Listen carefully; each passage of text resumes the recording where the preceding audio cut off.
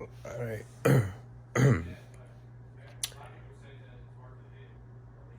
All right, y'all.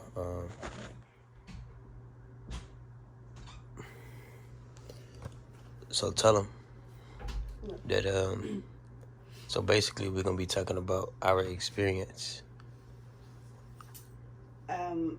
My birth experience, I guess, right? Yeah.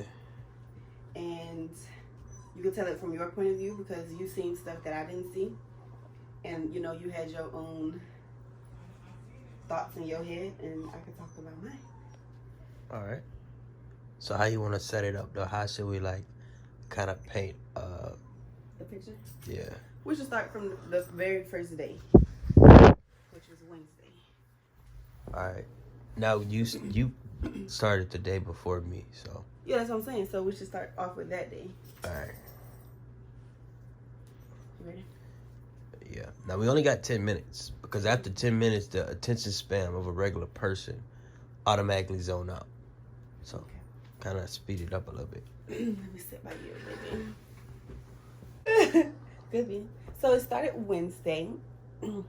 I woke up at like 7, and my stomach was hurting, and I thought I had to use the bathroom. So I went to the bathroom, and I couldn't use it, so I came back to bed, and I tried to go to sleep.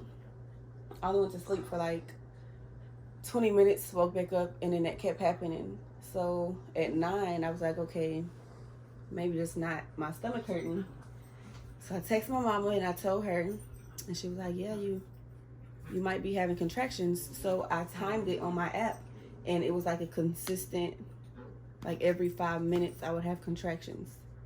And basically I was in labor the whole day. They did get worse through the night, but it wasn't like progressing the time. They were still always like 5 minutes apart. And at that point, it was already 24 hours.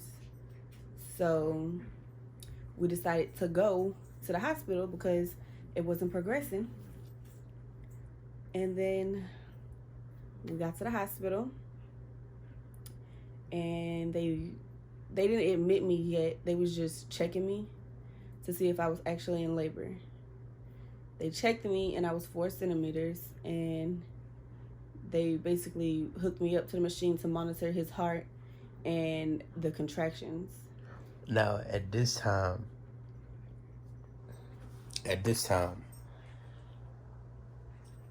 we felt like everything was going right. Mm-hmm. Like, at kind of, I guess, how we imagined it would go. Yeah, like giving labor. You go in, they say, yeah, you in labor, and then they admit you or whatever. Yeah. So, we was in that room for what, like an hour maybe? Yeah, maybe an hour. Maybe an hour, probably less than that. Now, this is while all the COVID stuff going on, too. Yeah. So we was in that room for maybe an hour because we wasn't in the room where I would deliver yet. We were still waiting on them to get that together. And the lady in that room, the lady noticed that his heart rate was, every time I had a contraction, it was low. And she wasn't really like monitoring it really like that. She just noticed that one time, and she just made me like switch positions. So I was like, okay, is that normal? She was like, yeah, it'll go down, but it'll come back up. So I'm thinking everything is okay. I'm thinking everything good. And then we get to they admit me in, and we get to the other room, which would be the birthing room. And basically they hooked me up to a machine in there. And at that point, the nurses switched. So I now had the nurse who was going to help with the delivery.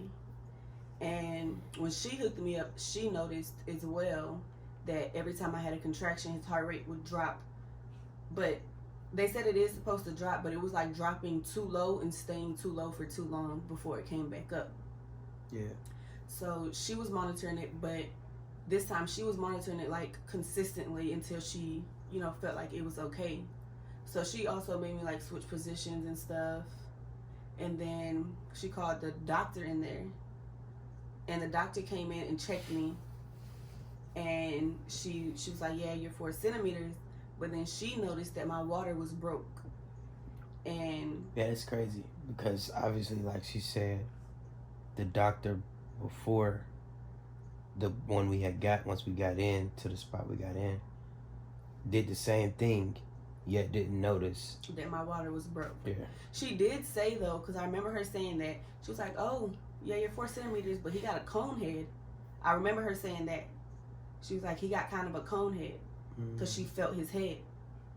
And then when the other doctor checked, she said the same thing. She was like, is that his head? And she was like, he got a cone head. They could feel it. But I was just like, how did the other doctor not, or the other nurse not catch that when she checked me? Yeah. But the doctor checked, and she was like, my water had broke. And she was asking me if I felt it break. And I was like, no. Like, to my knowledge, it didn't break. But I think maybe it broke when I was in the shower. Or you know what, babe? Remember that it was Wednesday, and I used the bathroom, and I put on them black shorts, and I came back, and I put my hand down there, and I was like, it's wet.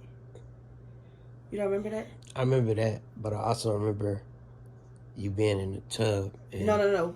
I didn't get in the tub at that time yet. Oh. That was early in the morning, and I remember peeing, and I came back to you, and I was like, because I walked over here, and I was like, it's wet. But I thought it was pee. So I think maybe that was it. Because, like my mama said, you can't control it. It just came out. Mm-hmm. But it wasn't like, I don't know. Maybe it was like, maybe that was like the start of it. But then I was also getting in the shower and sitting in the tub to help ease the pain. And I think maybe it either broke in there or the rest of it broke. Because that could have been my water too. Because that wasn't pee. Like, I didn't pee. It just came out. Mm-hmm. But I was telling her, no, like, I don't remember it breaking. I didn't feel nothing. And then they decided to put, I forgot what it's called, but basically they put something up there to where it kind of like a replacing the fluid. Yeah. So it was putting fluid in there for him. And so they did that and was still monitoring everything, his heart rate, and it was still the same. They made me change positions. It was still the same. Then I got on all fours, and it was still the same. And then that's when they started talking about a C-section. And they was like, well, the doctor actually, she was like, well, if his heart rate doesn't get up to, basically up to par, then we might have to do an emergency C-section. That was like, for you, probably like the most devastating thing to hear. Yeah, because I didn't want a C-section. But also, I was concerned for him. Yeah. Because I was like, dang, like, what if I have him? And I don't go home with him. Let's see. But then they started talking about a C-section. At that point, I'm not going to lie, I was scared. But I was trying to, like, keep my composure. Because I knew me being scared wasn't going to help him. It was just going to stress him out even more. So, boom, you get to the spot where everything is about to go down. Well, wait, before that, though, I was asking a bunch of questions because I was like, they was talking about an epidural. I didn't want an epidural because I know the epidural make you not feel your body, and I like to feel my body.